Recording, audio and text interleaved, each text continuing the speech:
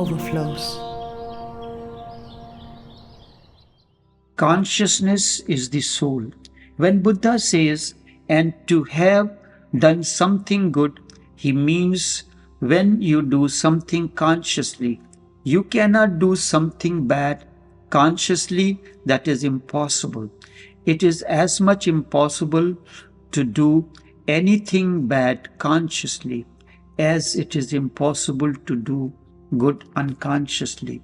Before leaving this life, be conscious, act out of your consciousness so that you can beautify this existence a little bit, so that you can sing a little song, you can dance a little dance, so the world is enriched, so that you can be a little more creative, so that this world is more divine than it was before you came into the world.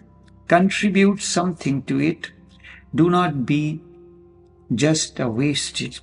Consciousness is the soul, the being. Let this penetrate deep into your heart like a seed, so that one day it may blossom out of you. Your voyage to the whole world is meaningless if you remain unaware of your own self. If you earn knowledge of all the rest but remain ignorant of yourself, even the entire sum of the knowledge will equal to nothing. You may have seen the whole universe, scanned the moons and the stars, but if you have failed to see yourself, you remain a stranger among all, because he alone can claim to have eyes who has seen himself. He alone can claim to have attained knowledge who has known himself. He alone is purified who has cleansed himself in the self-luminous consciousness. Consciousness alone is holy, purifying. Except consciousness, there is no other holy place for pilgrimage. Consciousness is your innate nature. You have not been away from it even for a single moment. But the fact is, it is dark underneath the lamp. You cannot go too far away from the lamp, the illuminating consciousness. Even if you wish to, you can, of course, have an illusion of having been moved too far apart from it. You can be a dream world. You can be in a dream world, but a dream cannot be the reality. Consciousness is your inherent nature, and that is the only reality there is. Consciousness is the being, and so for the first thing is, nothing is mine except the consciousness. Should this feeling become crystallized in you, it will give birth to renunciation or sannyas. Because essentially, sansar means to carry the feeling that someone else other than myself can be mine. Hence, the first sutra is tremendously radical. It can spark off a revolution in your life. It is like a provocation of making you realize for the first time the truth that you alone belong to yourself. There is no one else for you. This realization will naturally depress your mind because you have built your relationships. You have saved lofty dreams around the other people. You are carrying a lot of hopes from them. And to let go of sorrow, people think sorrow is clinging to you. This is utter nonsense. Instead of sorrow clinging to you, you are clinging to sorrow because you have invested so much in sorrow. Your greatest investment is your ego. When you are sad, when you are miserable, your ego can feed on these illnesses or diseases. Ego can keep alive only through these pathologies. The ego lives on them. When you are blissful, really blissed out, ego disappears. You are, but there is no ego. No sense of I, no idea of separation. In bliss, there is a merger with the whole. In misery, you are alone and separate. Misery makes you an island, and bliss makes all your boundaries away from you disappear. In bliss, the river disappears in the ocean. This is what means drop merging into the ocean, a state of blissfulness comes. And we are very much afraid to disappear as an ego. We want to keep our identities intact. Sorrow has something very personal about it, and bliss is impersonal. Your misery is your misery. It defines you. It is nobody else's misery. It is especially yours. It gives you a certain uniqueness, but bliss is universal. It is cosmic. Hence, Buddha, Jesus, Krishna, Mahabir, Lao Tse, these people have disappeared into bliss. They do not have any personality. They are no persons. They are non-entities. They are tremendously alive, but they are not separate from the whole. They have allowed the whole to live through them. Buddha says, and to let go of sorrow and then watch how you were clinging to it, how you were clinging to your sorrow, your misery, drop it, let it go, let go of it, and your life will have a great sweetness. Continues to be mother is sweet because mother is symbolic of sweetness. Why? Just giving birth to a child is not to be a mother.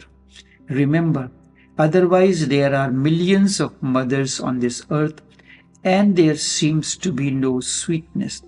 In fact, if you ask the psychologists, they will say just the opposite. They will say the only problem to be solved is the mother. The only pathology that millions of people are suffering from is mother. And what they are saying after 50 or 60 years of constant analysis of thousands of people, everybody's illness is basically comes to one point that it has given to you, it has been transmitted to you by your mother. There are people who are afraid of women, and if you are afraid of women, you cannot love them. How can love arise out of fear? It never arises. And why are you afraid of women?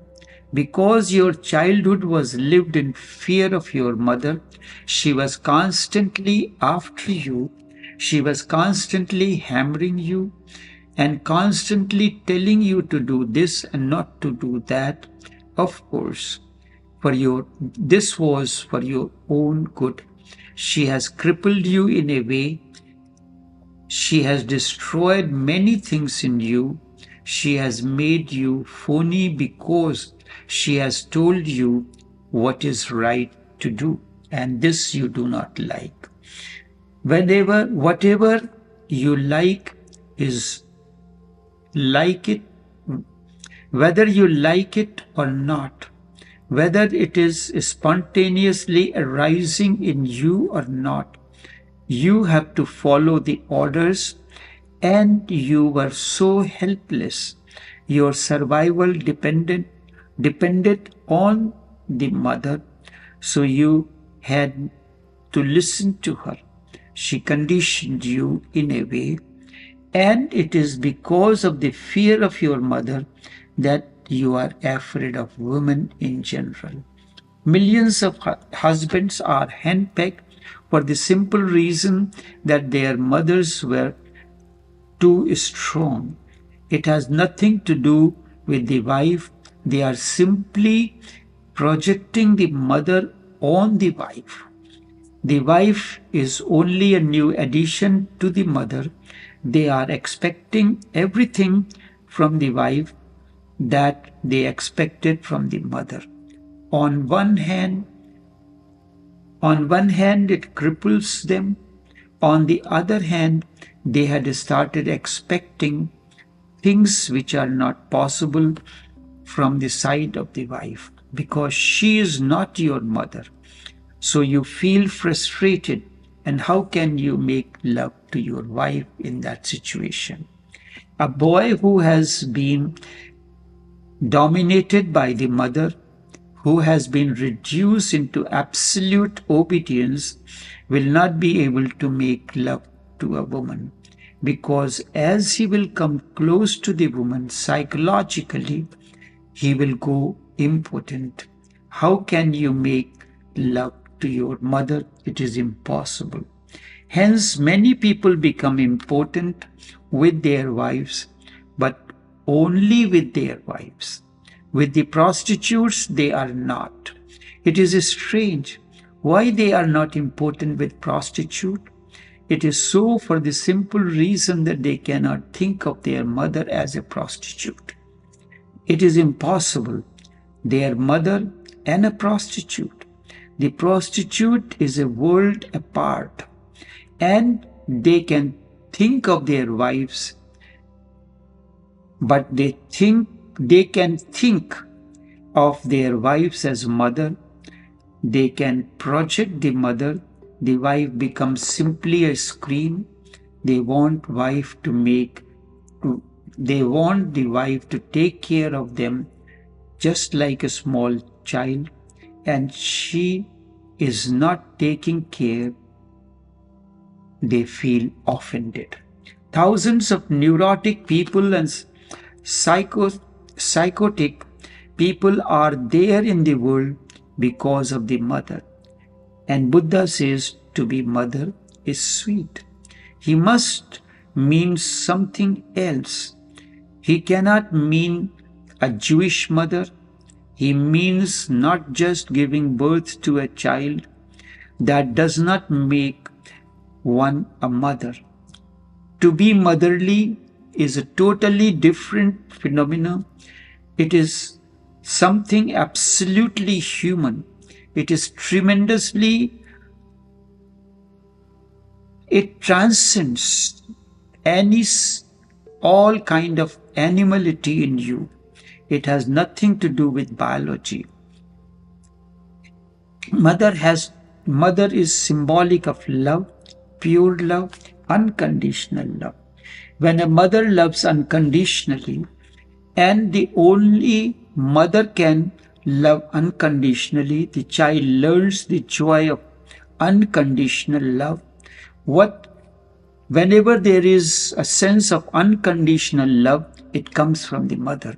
The child becomes capable of loving unconditionally, and to be able to love unconditionally is to be religious.